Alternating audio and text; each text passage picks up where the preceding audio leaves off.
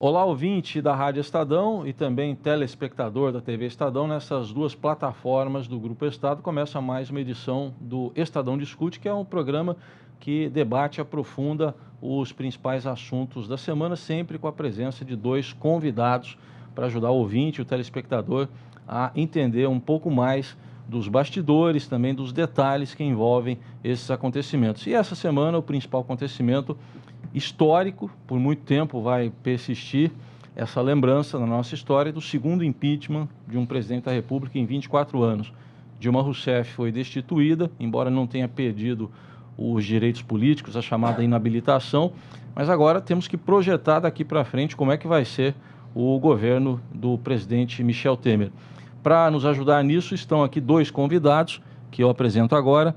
Ricardo Balistiero, que é professor e coordenador do curso de administração do Instituto Mauá. Obrigado pela presença aqui. Eu que agradeço, Raíssa, é um prazer estar aqui com você, com os ouvintes, com o Rodrigo, uma satisfação.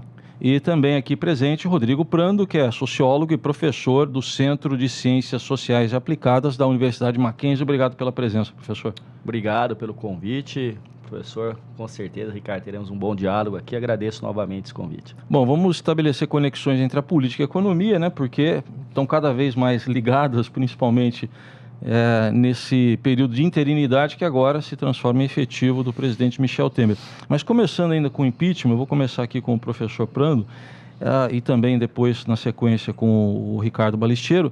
Que avaliação que a gente pode fazer de todo esse processo, até com as pedaladas constitucionais, se é que dá para chamar assim, que tivemos aí no julgamento? Bom, a gente pode considerar que o resultado ontem na votação era aquilo que se esperava dentro do Palácio do Planalto ou alguns especialistas, os 60 ou 61 votos, não é? Então, assim, já há um bom tempo, e eu fiz aí uma rápida estatística, né, com as votações. Foram inúmeras votações que passaram desde as comissões especiais na Câmara e as comissões especiais no Senado, mas depois das comissões especiais sempre vai a plenário, e em todas elas a presidente Dilma e o seu governo foram derrotados. Então, assim, não houve em nenhum momento a condição do governo, ou mesmo da presidente Dilma ou de Lula, que sempre foi entendido como um hábil articulador político, de reverter este quadro, não é? Então, isso era dado como líquido e certo, e assim se efetivou. A grande novidade, como nós sabemos, ontem foi o fatiamento da votação. E isso, é óbvio, enseja interpretações muito distintas. Nós estamos aqui, a gente sabe que a sociologia, a política, a economia e o direito não são ciências exatas. Então, não se calcula para saber se um prédio fica de pé ou não. Aqui, as interpretações daqui a 20, 30 anos vão estar girando em torno dessas questões constitucionais ou até das narrativas que ficarão para a história, se dentro das conformidades legais ou se foi um golpe. Mas, em que se pese tudo isso, o processo, ao que me parece, na leitura que se faz na ciência política, teve o desfecho que se tem quando um presidente não consegue constituir uma base parlamentar, não se consegue constituir. Então, o presidente Dilma, neste segundo mandato, não conseguiu efetivamente construir uma base parlamentar. E, além disso, o seu voluntarismo, né, a sua condição de achar capaz de, por sua própria vontade, determinar os rumos, seja da economia de um país ou até mesmo da dinâmica política, e vale ressaltar, ela nunca gostou da política. Ela nunca gostou dessa negociação, então isso também foi um elemento a ser considerado. Eu creio que daqui para frente tem que se pensar em como trazer de volta a política com P maiúsculo, uma política virtuosa, uma política que atenda ao interesse do cidadão e que supere esse estado de coisas, sobretudo, muitas vezes, manifestações de caráter violentos, né? E a sua avaliação, professor Balistiero? Eu até engato mais uma pergunta. É simples virar a página ou nem tanto? Na realidade, existe uma expectativa muito grande sobre o resultado da votação de ontem, né? Embora ele fosse esperado, mas isso inaugura exatamente um tempo de um governo, a partir de agora, efetivo, né? Do ponto de vista econômico, é simbólico que isso tenha acontecido num dia em que nós temos mais uma queda do PIB divulgada pelo IBGE, né? Então, nós temos por trás de todo o processo uma crise econômica gravíssima no nosso país, né? Em termos de magnitude, em termos de queda de PIB trimestral, nós estamos falando da segunda maior intensidade, em termos de duração de crise econômica. Nós estamos falando de 9 trimestres seguidos de queda. Então, é muito simbólico que isso tenha acontecido no dia em que o IBGE divulga o PIB do segundo trimestre de 2016 e esse PIB novamente é negativo. Então, a grande perspectiva que se tem é que agora um governo efetivo possa, de fato, junto com o Congresso Nacional, encaminhar as reformas econômicas que o país, de fato, precisa. Porque até o presente momento, até pela interinidade, era muito difícil reformas da envergadura, como o teto de gastos, reformas da envergadura, como, por exemplo, a reforma previdenciária, ou mesmo a reforma trabalhista, pensando numa reforma trabalhista para melhor no país, é muito difícil se discutir com o Congresso Nacional na interinidade. Então, é um novo tempo que se inaugura, pelo menos de negociações com o Congresso Nacional, o que abre a perspectiva do futuro de que reformas dessa magnitude possam, de fato, ser implementadas, aprovadas pelo Congresso, apontando para um futuro econômico do país melhor do que o que nós tivemos até então. Quer dizer, por tudo que vocês falaram, dá para depreender que a combinação trágica para Dilma Rousseff foi de problemas sérios na economia, na condução da política econômica e também de apoio ou de falta de apoio parlamentar. Quer dizer, as duas coisas juntas tiveram um efeito muito negativo do ponto de vista da presidente que foi cassada. Eu havia escrito alguns artigos há uns meses atrás e eu pensava o seguinte, que a concretização do impeachment deveria ser a conjugação de algumas forças sociais e de alguns atores sociais. Da mesma forma que um avião não cai por um único motivo, então você tem um conjunto de erros, falhas humanas e mecânicas operacionais, um impedimento, que é uma questão muito grave dentro da democracia, dentro de uma república, eu dizia o seguinte, que havia um clamor das ruas, megas manifestações foram às ruas. Independente de questões partidárias, milhares e milhares de pessoas foram às ruas e isso colocou a popularidade e a aprovação do governo Dilma em patamares inéditos. Da mesma forma que Lula saiu com 80% de popularidade, né, de aprovação do seu governo, Dilma chegou a patamares, como mesmo disseram os próprios petistas, estava quase que no volume morto. Então eu diria, as ruas tiveram um papel nisso. Obviamente que os atores políticos também insatisfeitos com esta ausência de política da presidente Dilma. Dilma, vamos lembrar, nos foi apresentada como uma técnica, uma gerente eficiente. Isso foi em 2010, na sua primeira eleição. Ao longo do seu primeiro mandato, comprovou-se que ela não era tão eficiente e tão técnica assim. Mas isso acabou reverberando num certo desprezo pela política. Então você tem as manifestações, o mundo político e aí as questões jurídicas. Ou seja, a Lava Jato e operações foram cada vez mais acirrando os ânimos. E claro, não vamos ser também ingênuos de não pensar que teve sim um papel, por exemplo, a figura do Eduardo Cunha. Agora, atribuir tudo ao Eduardo Cunha é também dispensar esses atores e mais do que isso, essa crise econômica que o Ricardo bem colocou. Então, assim, em questões objetivas, que foi uma crise e esses elementos nas ruas e os políticos e questões subjetivas, ou seja, o próprio encaminhamento da presidente na negociação é muito difícil. Como bem colocou o Ricardo, qual é a questão? A economia trabalha com expectativas e com aquilo que se vê, mas também com aquilo que os políticos trazem. Então agora há uma possibilidade, provavelmente, do Temer começar a negociar. E não vamos lembrar de uma coisa, Temer foi presidente da Câmara por 2 vezes. Ele faz essa discussão política, esse diálogo que foi ausente, particularmente nesse segundo mandato de Dilma. A dilapidação da base parlamentar da Dilma, ela é muito rápida e ela é muito fácil de ser identificada. A Dilma, ela tinha quase 60% 60 senadores ao lado dela, na reeleição em 2014, nós estamos falando de menos de 2 anos, né? E essa base parlamentar, ela vai se dilapidando exatamente por essa relação conflituosa que o governo Dilma sempre teve com o Congresso, seja com a Câmara, seja com o Senado, né?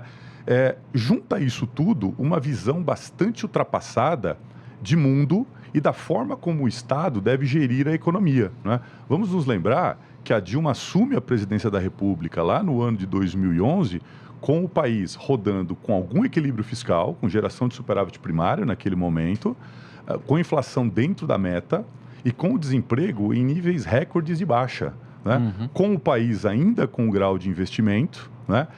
E com grande credibilidade externa. E 5 anos depois, o resultado econômico, né, ele é vexatório por qualquer ângulo que se analise, né?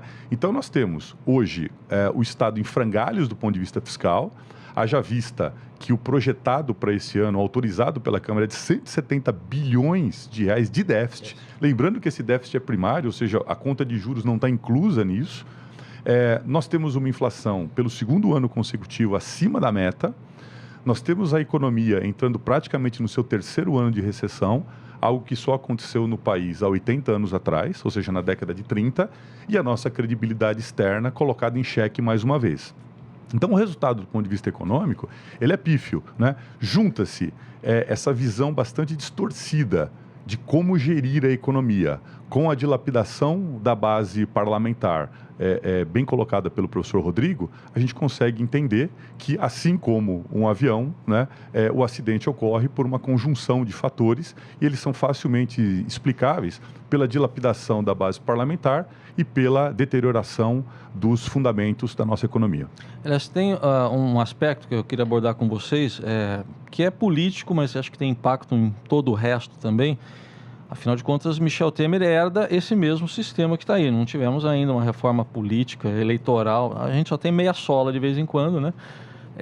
E ele mesmo chegou a falar que aqui no Brasil a gente tem uma espécie semi-parlamentarismo.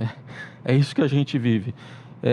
Ele vai ter condições, primeiro quero saber do professor Rodrigo Prando, depois do Ricardo Balistiero, se ele vai ter condições, se ele tem as credenciais para ter esse tipo de negociação do ponto de vista político e também do econômico, para fazer a economia andar, como ele diz mesmo, colocar a economia nos trilhos.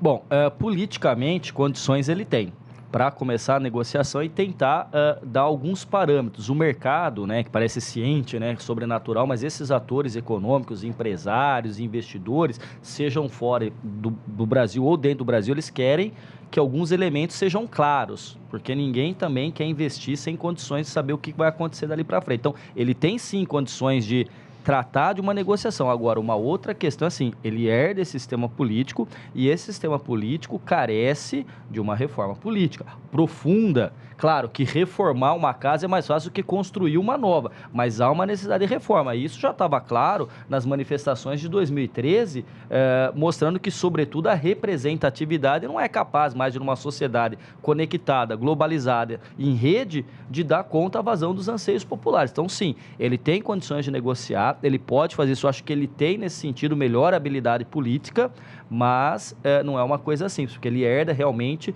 esse sistema político, se não carcomido, mas muito cambaleante, não é? De toda forma. Agora, sobretudo, eu acho que a saída dele à China não é num bom momento. Eu sei que é importante, mas ele deveria estar em casa, porque ontem nós tivemos 3 presidentes da República. Presidente Dilma destituída, Michel Temer assumindo e logo em seguida Rodrigo Maia assumindo. Quer dizer, também é uma questão bastante interessante simbolicamente a se pensar. E aí o presidente assume e viaja. Eu acho que deveria ficar aqui, fazer uma fala, um clamor à sociedade brasileira para tentar apaziguar e amainar esses ânimos.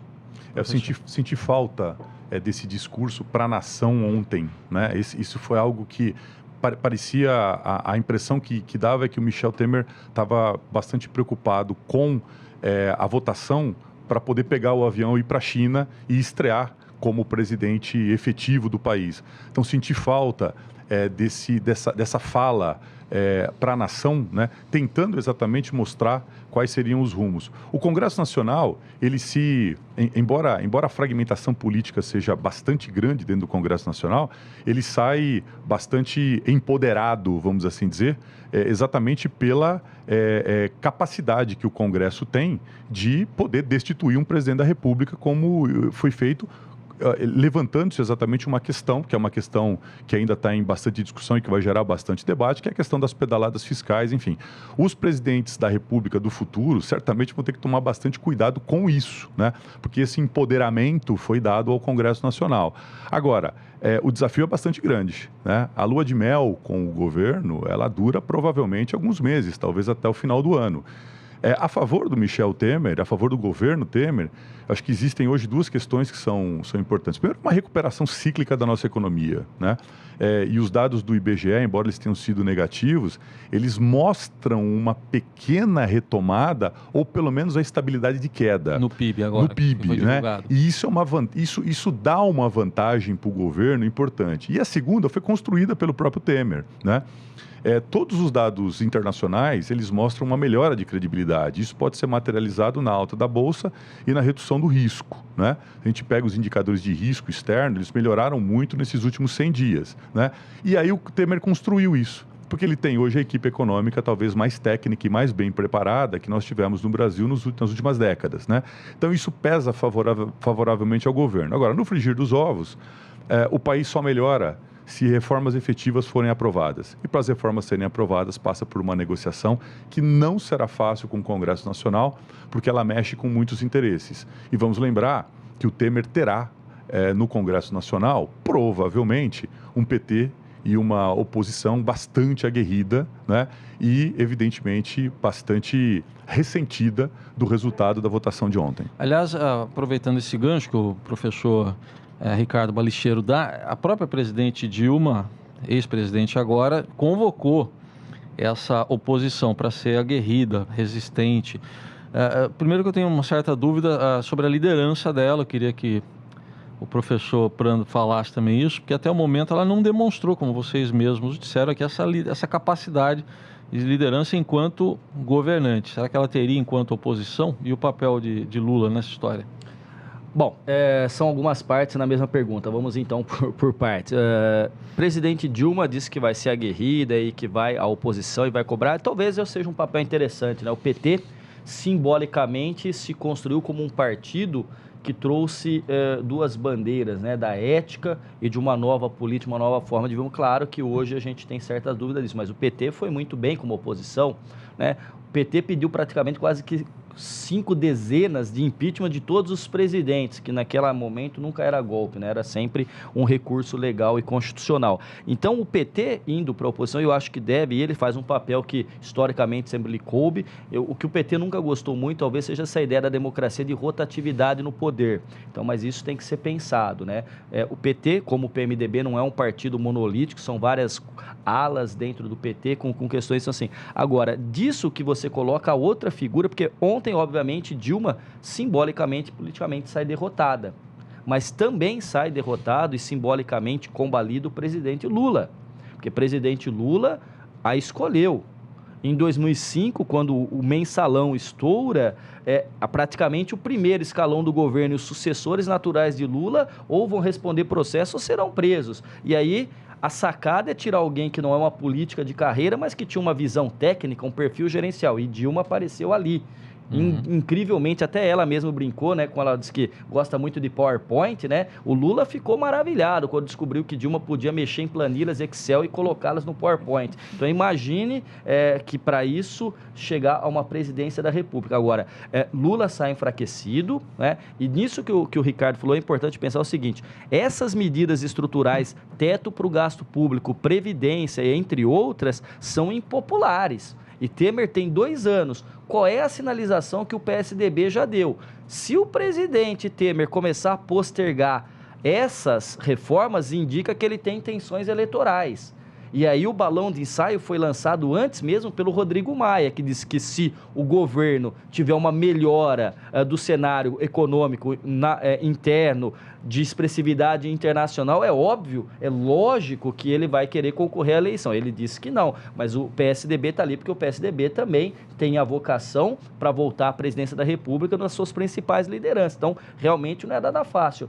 Ser oposição é importante, agora a dinâmica congressual vai exigir que essa oposição, inclusive o PT como oposição, reveja sua narrativa e seu discurso, porque foi governo recentemente e o PT era acostumado a ser a pedra que ia para a vidraça, e foi vidraça agora, vidraça que saiu estilhaçada. Eu acho que é um teste importante para nós sabermos qual o papel que a agora ex-presidente Dilma ocupará no cenário político, porque certamente eu ouvi alguns candidatos hoje de manhã falando que gostariam, por exemplo, de ter a presidente Dilma nos seus palanques. Nós estamos começando as campanhas municipais. Eu acho que isso pode ser um termômetro dessa liderança, se ela existirá ou não. Eu tenho a impressão, assim, sempre me passou a impressão de que, o Rodrigo mencionou muito bem, que a presidente Dilma não gosta da vida política, né? Sempre me passou um pouco essa impressão. Eu acho que 2 aspectos são simbólicos. Um na reeleição e o outro que ocorreu na data de ontem, né? A presidente Dilma foi a primeira presidente, a primeira líder que eu vi de poder executivo eleita que repreendeu manifestações ou aplausos a seu favor. Isso aconteceu quando ela se reelegeu em 2014. Vamos nos lembrar que o discurso de posse dela, quando ela começa a falar, as pessoas começam a gritar o nome dela e ela, de uma forma bastante ríspida, pede para as pessoas ficarem caladas que ela está se manifestando. E ontem, novamente, na porta do Palácio do Alvorada, né, ela faz exatamente a mesma coisa. Quando as pessoas começam a gritar o nome do Lula, ela pede silêncio de uma maneira bastante ríspida. Isso mostra exatamente um perfil da pessoa que não é propriamente o perfil de uma liderança popular. Então, eu questiono um pouco também a capacidade da Dilma, do ponto de vista político, ocupar essa liderança de oposição, né, nesses próximos meses. Intensidade, ao que o Ricardo está falando, sabe-se que há um filme rodando, né? Enfim, um documentário, um filme sobre o impeachment, e foi noticiado, né, sobre fontes ali em Brasília que a equipe de filme queria, no Palácio do Planalto, colher depoimentos dos funcionários sobre Dilma, na tentativa de humanizá-la. Quantos concederam a entrevista? Nenhum. Então, isso foi noticiado por um jornalista ali que tem fontes seguras em Brasília. Então, isso como diz o Ricardo, um indicativo.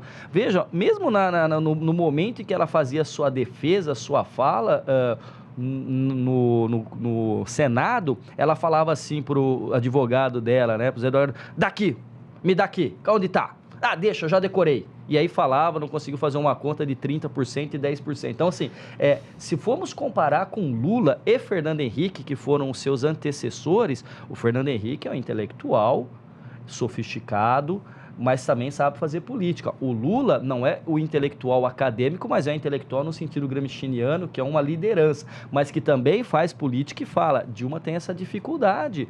O discurso de Dilma é um discurso que ficará nos anais da política brasileira como algo muitas vezes esquizofrênico. Então, essa dificuldade de se comunicar e de fazer a política, porque não adianta, se você for pegar lá os 2 tomos que o Fernando Henrique acaba de lançar sobre seus diários da presidência, imagina um homem sofisticado que fala vários idiomas, né, enfim, reconhecido mundialmente, tem que fazer a política ali cotidiana, varejinho, a pequena política, o varejinho, e ele vai mostrar, quer dizer, imagina, então Dilma repreende quem a aplaude, imagina quem vai lá pedir cargo e tudo mais, que infelizmente nós sabemos que existe. Né? Esse destaque de fazer essa política miúda é muito importante que os nossos ouvintes possam acompanhar o primeiro livro que o Fernando Henrique lança logo após ele deixar a presidência da República, como foi o processo todo de gestação e negociação do Plano Real.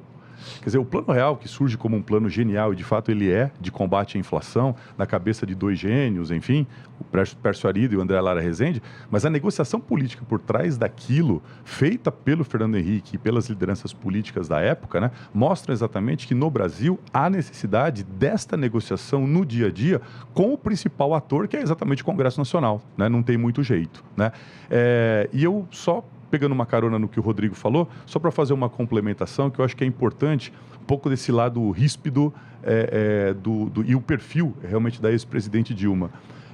A questão de 10 anos atrás, 10, 11 anos atrás, quando o Palocci ainda era ministro da Fazenda, e a gestão do Palocci do Henrique Meirelles foi exatamente uma gestão que permitiu que o Lula chegasse com 80% de aprovação, né? Porque foi uma gestão que realmente colocou a economia brasileira numa trajetória muito interessante. A Dilma, quando era ministra ainda das Minas e Energia, quando o Palocci apresenta uma proposta de manutenção do superávit primário, que nos daria uma tranquilidade fiscal interessante, a Dilma classifica aquilo como rudimentar. Eu nunca vou me esquecer desta frase. Este rudimentar nos traz a situação hoje de um déficit projetado de 170 bi e o caos econômico que nós estamos vivendo. Perdemos 10 anos. O professor Balisteiro chegou a falar um pouco aí do governo Fernando Henrique, né?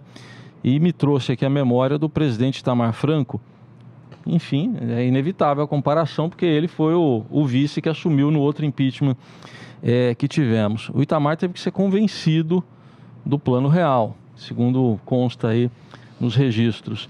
Eu não sei se Michel Temer precisa ser convencido de alguma coisa em relação ao que ele precisa fazer. Vocês traçam paralelos entre esses dois momentos da nossa história? Começando pelo professor Balistiero. Olha, eu sigo a sabedoria do Pedro Simon, né? O Pedro Simon ontem coloca que se o Michel Temer for para o país o que o Itamar foi naqueles 2 anos, né? O país sai bastante fortalecido, né? Desse processo que é sempre um processo, embora constitucional, mas sempre um processo desgastante de impeachment, né? Eu tenho a impressão que os desafios são diferentes agora, principalmente do ponto de vista econômico, né? Vamos nos lembrar que o Itamar assume num momento em que nós tínhamos praticamente uma unanimidade nacional, quando o Collor sofre o processo de impeachment, é diferente do que nós temos hoje. Hoje nós temos muito mais divisão e muito mais pressão política, mas o Itamar tinha uma situação macroeconômica que era muito mais complicada, que era exatamente uma herança inflacionária e uma memória inflacionária que já datava 30 anos. Hoje o Michel Temer, ele tem uma situação que, do ponto de vista fiscal, representa o que representava a inflação naquele momento. Então, do ponto de vista do desgaste e da habilidade de negociação com o Congresso Nacional, eu diria que são equivalentes, né? Então, a grande vantagem é que parece, pelos primeiros sinais, que o Michel Temer está convencido disso. O Itamar levou um pouco mais de tempo. O Fernando Henrique demorou um pouco mais para convencer o Itamar de que o plano real era realmente um plano que tinha bases bastante bem fundamentadas, né? E que engendraria a criação de uma nova moeda e que essa moeda, diferentemente das 5 anteriores que nós tivemos no Brasil nos últimos 8 anos, né, de 1986 a 1993, ela seria uma moeda duradoura. Então, eu tenho a impressão que nós temos essa vantagem que o presidente da República está convencido de que não há outro caminho que não seja corrigir os rumos fiscais do país. Mas, a partir daí, uma negociação política bastante longa e intensa com o Congresso Nacional se fará necessário.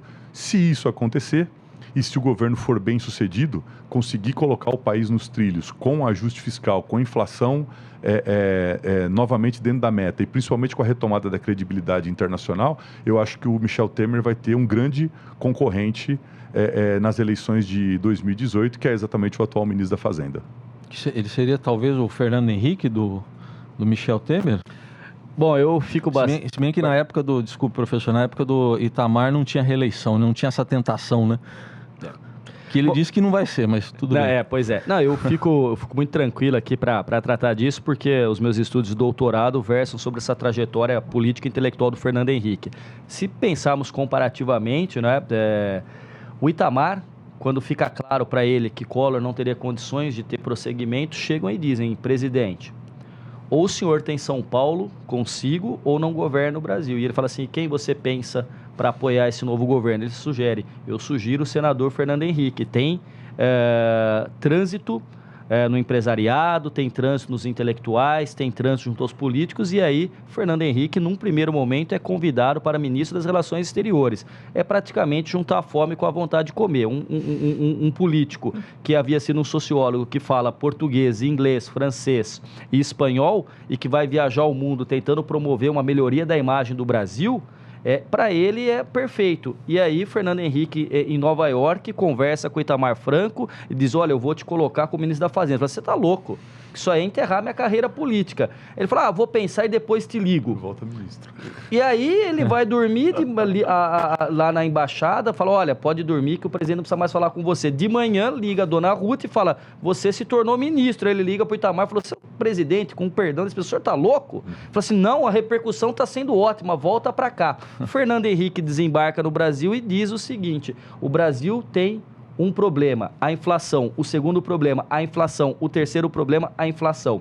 Neste momento, nós vamos ter ali aquilo que o Maquiavel chamaria da conjugação da virtude com a fortuna. A sorte de ter sido alçado a esse cargo, mas também a virtude, sobretudo, de montar uma equipe com economistas. O Ricardo aqui do meu lado, sabe, meus amigos lá no Mackenzie brincam, que diz que se o economista se comporta bem nessa vida, ele pode voltar, se um dia voltar, físico, que o desejo deles é ter um laboratório e mexer tudo com todas as variáveis precisas. Mas se eles não se comportarem, voltam como sociólogo, que isso no caso eu, né, que enfim, né, porque agora o Fernando Henrique teve a característica de conseguir cuidar politicamente, fazer a liderança de uma equipe de renomados economistas e alguns com insucessos claros nos planos anteriores. Então, acho que essas condições hoje não se repetem no governo Temer. Mas, por exemplo, não o ministro da Fazenda, mas o José Serra, que é alguém que tem se dedicado a vida toda a chegar à presidência da República, está numa condição ali que era a condição que Fernando Henrique ocupava no início do governo Itamar. Então, assim, já dizia o bom e velho Marx que a história não se repete, a não ser como farsa ou como tragédia, né? Não sei o que pode vir, mas assim, alguns paralelos podem ser pensados ou para a crônica política ou para uma análise mais pautada. Sim. O professor Balistiero falou aí sobre os desafios, né? A gente já falou um pouco no primeiro bloco, vamos agora focar um pouco neles. Que foram até tema do pronunciamento do presidente em rede de rádio e televisão. Ele falou sobre a reforma trabalhista, a reforma da Previdência, sobre a limitação dos gastos públicos. Quando um governo é eleito, ele está começando, a gente sempre diz que tem aquela fase da lua de mel. Esse não é um governo que saiu agora, acabou de sair das urnas, saiu de um processo traumático até, embora tenha sido votado na chapa, né? Existe uma fase de lua de mel? Ele tem um tempo para aprovar essas reformas na avaliação do senhor? Existe até porque a sinalização emitida até agora foi muito positiva, né? Vamos lembrar a mudança de humor quando os nomes da equipe econômica foram sendo anunciados há 100 dias atrás, né? Quando o Senado afastou a presidente Dilma temporariamente da presidência da República, né? Então, a partir daquele momento, todos os indicadores melhoraram, né? Os indicadores de risco, principalmente, a volta de parte dos capitais externos, isso pode ser materializado na Bolsa e no câmbio, né? Então, essa sinalização foi uma sinalização muito positiva. O Banco Central, principalmente, ele se tornou muito mais vigilante com a inflação, e aí a reunião do Copom, que terminou ontem, deixa isso muito claro. Quando a gente pega a nota que foi divulgada para a imprensa, a presidência do Banco Central disse o seguinte: nós não vamos brincar com a inflação. A inflação, ela não dá nenhum sinal claro de que ela se reduziu, né? Haja vista os dados de julho. Portanto, a Selic vai continuar em 14,25 o tempo que for necessário. É muito diferente do que aconteceu há 5 anos atrás, quando, numa trajetória de alta da inflação, o Banco Central despenca a taxa Selic de 12 para 7, né? E a inflação estoura. Mas naquele momento a Dilma tinha 62% de ótimo e bom. Então, as pesquisas eleitorais, né? Quer dizer, quando ela estava na máxima aprovação, ela estava também no máximo do erro dela, né? Do ponto de vista da gestão macroeconômica. Então, esse sinal ele foi emitido lá atrás, exatamente pela composição e pelo compromisso da equipe econômica, né? Agora, há necessidade de ações concretas, né? Nós, economistas, trabalhamos com, pelo menos até o final do ano, uma trégua do mercado em relação ao governo Temer, né? Por quê? Porque é um tempo necessário para que as reformas possam ser apresentadas e a negociação, pelo menos, comece. Então, o que nós precisamos conhecer nesse momento é qual é a reforma. Por exemplo, nós não temos até agora, concretamente, qual é a reforma da Previdência que será proposta. Nós não temos concretamente qual é a reforma trabalhista que será proposta. A única coisa que nós temos concretamente é a limitação do teto, né? Quer dizer, ou seja, as despesas públicas elas só podem subir, no máximo, até a inflação do ano passado, ou seja, ela só pode subir em termos nominais. Isso é muito importante, né? Por quê? Porque se nós pegarmos os últimos anos, embora o PIB caia 5%, as despesas caíram 2%, 1%. Então, as despesas estão sempre acima da queda do PIB. Esse dado é um dado bastante importante e é a única coisa concreta que nós temos até hoje. Eu, particularmente, acho que isso deveria ir para a Constituição, né? Por quê? Porque ser vigilante com despesa pública, né, ao contrário do que parece o senso comum, quando você limita a despesa pública, o pobre é que sofre. Não, o pobre sofre quando a despesa pública gera inflação. E desemprego agora também, desemprego, né? Porque isso, não existe nada pior para o pobre do que a corrosão do poder de compra pela inflação e, consequentemente, pelo desemprego. Então, a única reforma reforma que foi apresentada até agora concretamente foi exatamente a reforma fiscal. Ela é uma boa reforma fiscal, mas ainda vai demandar negociação com o Congresso. Então, até o final do ano, nós aguardamos as propostas um pouco mais concretas, elas estão previstas agora para setembro, tanto a trabalhista quanto principalmente a previdenciária. Bom, essa base, pegando carona nisso aqui, essa base que Michel Temer tem, dá alguma tranquilidade para ele, professor? Tranquilidade não, porque se a base tivesse coesa ontem não haveria aquele episódio do fatiamento da votação. Mas, de qualquer maneira, a grande questão é a seguinte, né? A sociedade brasileira, e para falar isso eu me baseio num autor que eu gosto muito, que é articulista aqui do Estadão, que é o José de Souza Martins. O professor José de Souza Martins, que é um intelectual reconhecido, ele trabalha com a ideia de que não há numa sociedade brasileira um tempo histórico único. O que ele quer dizer com isso, dependendo de outros autores que ele leu, né? Mas que, por exemplo, o tempo da economia no Brasil sempre foi muito veloz. Então, a economia no Brasil avança, a gente, por exemplo, na década de 30 do século passado, em muito pouco tempo sai de um país agrário, rural, para um país urbano e industrial, trazendo consequências enormes aí, sobretudo para uma cidade como São Paulo. Então, a economia no Brasil sempre foi muito mais rápida, ao passo que o tempo da sociedade, o tempo da cultura, o tempo da educação e da política são muito lentos. Então, por tudo isso, a gente vai imaginar que em breve, provavelmente, nós teremos uma melhoria nas condições econômicas e que eu imagino não seja acompanhado por uma melhoria na nossa cultura política, por uma reforma política, por uma mudança de visão. O que eu quero dizer é que eu assim, penso que na economia as coisas vão, de certa maneira, até o final do ano, melhorar, como diz o Ricardo. Eu acho que sim, essa lua de mel que existe, as sinalizações são positivas, mas eu acho que este Congresso, esses personagens políticos não estão à altura do que o momento político e social exigem, porque há de um lado a economia, há de um outro lado a política e elas dialogam, mas as consequências são para o social, são para as pessoas, são para aqueles que estão ali dependendo do emprego, da melhoria do poder de compra, aqueles que estão endividados com o cartão de crédito, com o cheque especial ou no consignado, né? Então isso tudo tem que ser pensado. Agora, não é simples. O Temer tem que pensar, porque todas essas questões gerarão, de uma forma muito precisa, impopularidade. Sobretudo, não porque elas sejam ruins necessariamente, mas porque a oposição aguerrida já começou a falar sobre os direitos trabalhistas, Então, isso vai gerar desgaste. A pergunta é, Temer estará preparado para exercer o papel que a história lhe atribuiu e assumir isso e chegar a 2018 para uma nova eleição com um país não melhorado, não perfeito, mas ao menos saneado, ou ele vai capitular por conta dos seus interesses pessoais e partir para uma reeleição sem pensar? Essa é a questão. Henrique Meirelles, que é notoriamente uma figura que conhece aquele ambiente e também tem pretensões eleitorais, como é que se pensa, não é? Isso tudo não é uma equação simples, então é difícil responder, porque ele vai ter que negociar e vai ter que estar sinalizando para os outros partidos, sobretudo para o PSDB. Existe eu acho que foi muito oportuna a sua fala, Rodrigo. Eu me recordo de uma frase do Fernando Henrique, de 1994. Na realidade, não foi de 94, o fato aconteceu em 94, mas perguntaram para ele, agora recentemente numa entrevista, quando o senhor percebeu que ganharia a eleição em 1994. Ele disse o seguinte: quando eu chego no Nordeste e as pessoas me recebem com uma nota de R$1 na mão, né, chacoalhando a nota de R$1. Ou seja, esse era um coelho que dava para tirar da cartola naquele momento. Porque o maior problema, a parte mais pobre da população sentia exatamente os efeitos da hiperinflação no dia a dia. Nós não temos esse coelho, né? Nós temos uma reforma que para muitos é invisível, que é exatamente a reforma fiscal. E isso vai ser muito difícil você conseguir grande crescimento econômico ou grande mudança estrutural em 2 anos, ao ponto de você perceber isso.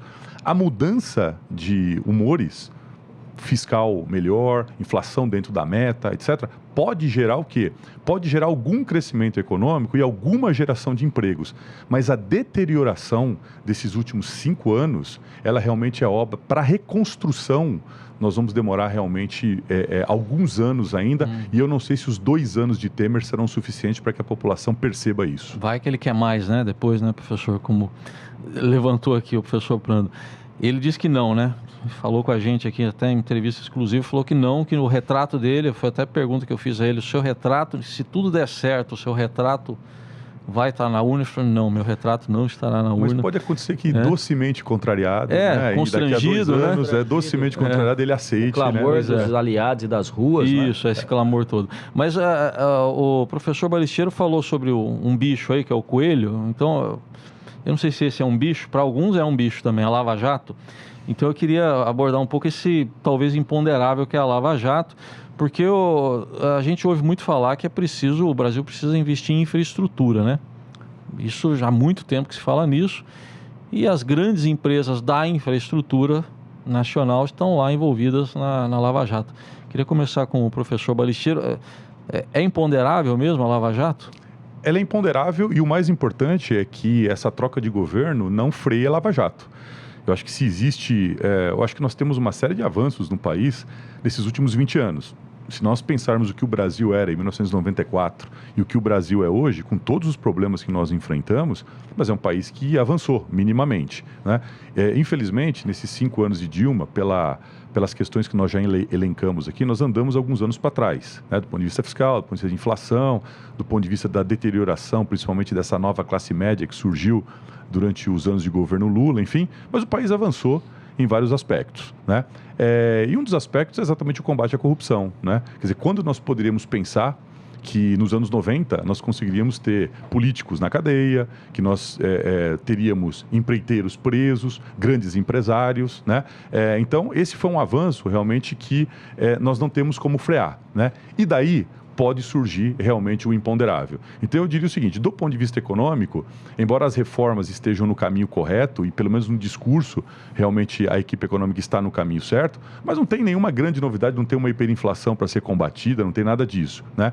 Agora, no fronte político, realmente a Lava Jato, primeiro, não ser freada e segundo, o que pode sair da Lava Jato, pode realmente mexer com o equilíbrio político certamente nesses 2 próximos anos.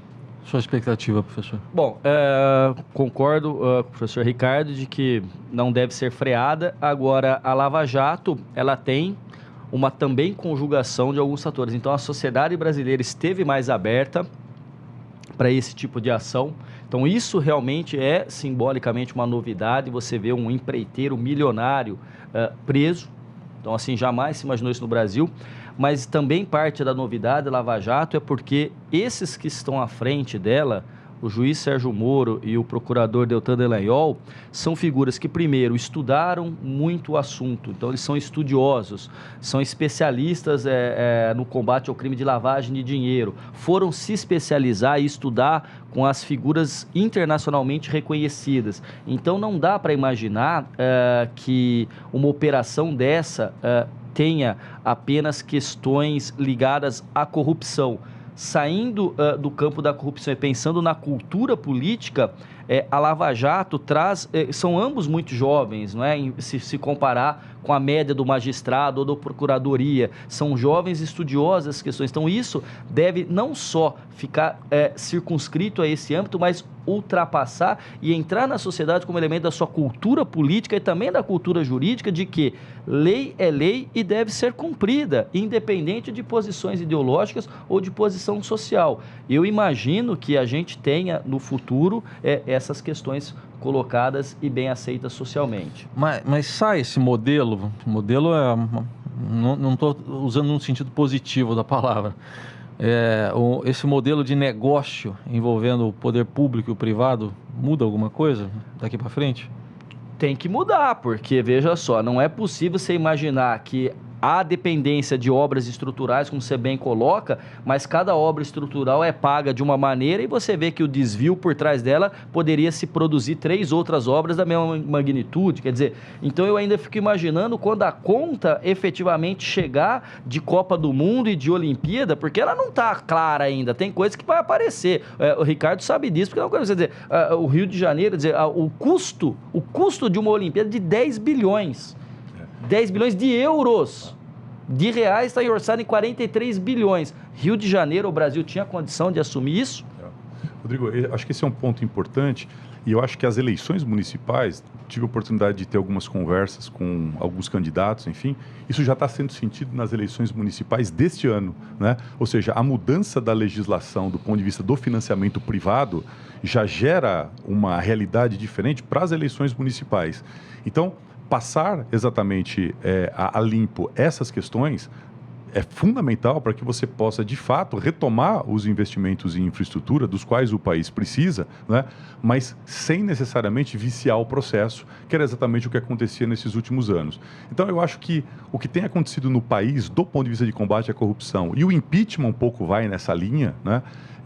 Eu acho que faz com que o país saia fortalecido nessa questão de combate à corrupção, se nós compararmos com o que nós tínhamos no passado no nosso país. Bom, a gente já está chegando aqui ao final, vou pedir as nossas considerações finais aqui para os nossos convidados. Talvez permeando aqui o seguinte assunto, a gente vê que o presidente Michel Temer ele também não é um fenômeno de popularidade como não vinha sendo a ex-presidente Dilma. Ele consegue, mesmo assim, fazer as reformas necessárias, talvez isso até o ajude, o fato dele já não ser um fenômeno em popularidade, enfim, que projeções o senhor faz aí para esse início aí de governo dele, professor Prando? Bom, sintetizando e finalizando, eu diria que Temer tem que estar disposto ao diálogo. Não há possibilidade de construção de futuro, de se vislumbrar uma sociedade que seja melhor para todo mundo, sem a disponibilidade de dialogar e dialogar com as forças políticas que lhe são favoráveis e desfavoráveis, e que isso sirva como exemplo e vá para a sociedade que pense que o diálogo, a força do argumento deve submeter o argumento da força. Ontem vimos em algumas ruas da cidade de São Paulo um excesso de violência. Eu acho que isso não contribui ao processo democrático. Eu acho que o diálogo deve prevalecer, o respeito à opinião divergente. Aquele que diverge de você não é seu inimigo, ele é alguém que tem uma posição diferente, a gente tem que aprender a conviver. A cultura política brasileira, ela ainda é muito personalista e ela ainda é muito colocada na condição de que a crítica sempre é para me destruir e não as minhas ideias. Eu acho que Temer deve, como presidente, buscar dialogar com as forças políticas e agir de maneira democrática e republicana, que embora muitos possam achar que é só um slogan, eu tenho a ideia firme de que uma sociedade deva estar assentada em valores democráticos e de respeito à coisa pública, portanto, republicano. Professor Balisteiro. Acho que diferente da ex-presidente Dilma, o presidente Michel Temer, ele é alguém da política, né? E ele parece que ele gosta do ambiente político e da negociação política. Essa negociação não pode ser feita apenas com setores do Congresso Nacional. Essa negociação política, ela tem que ser feita permanentemente com todos os atores da sociedade. E aí nós vamos do grande empresariado, passando pelos banqueiros, até as organizações sindicais, que certamente estão bastante interessadas e bastante vigilantes com essas propostas que o próprio presidente Michel Temer reputa como impopulares se forem aprovadas no Congresso Nacional. Então, como toda democracia madura, né, nós tivemos 2 presidentes da República afastados nesses últimos 24 anos, sem nenhum tiro e o país fortalecendo as suas instituições. Então, me parece que ao atual presidente não resta nenhum outro caminho que não seja a negociação, a exaustão com todos os atores da sociedade. Muito bem. Quero agradecer, então, aqui, encerrando mais um Estadão Discute, aos nossos convidados, o professor Ricardo Balisteiro, que é economista e coordenador do curso de administração do Instituto Mauá. Obrigado pela presença. Muito obrigado, Heisen. Foi uma satisfação estar aqui com você, com os ouvintes. Satisfação de poder discutir esses temas tão importantes para o país com o professor Rodrigo. Mais uma vez também, obrigado aqui, professor Rodrigo Prando, sociólogo e também professor da Universidade Presbiteriana Mackenzie. Obrigado pela luz mais uma vez aqui para todos nós. Eu que agradeço o convite, Heisen. Também, professor, muito obrigado, Ricardo, pelos nossos diálogos, nossas discussões, e também aos ouvintes e aos telespectadores da plataforma virtual também. Muito bem, então, com essas considerações, encerramos aqui o Estadão Discute desta semana na Rádio Estadão e também na TV Estadão. Voltamos na semana que vem com o tema mais relevante da semana. Obrigado pela sua companhia e até mais.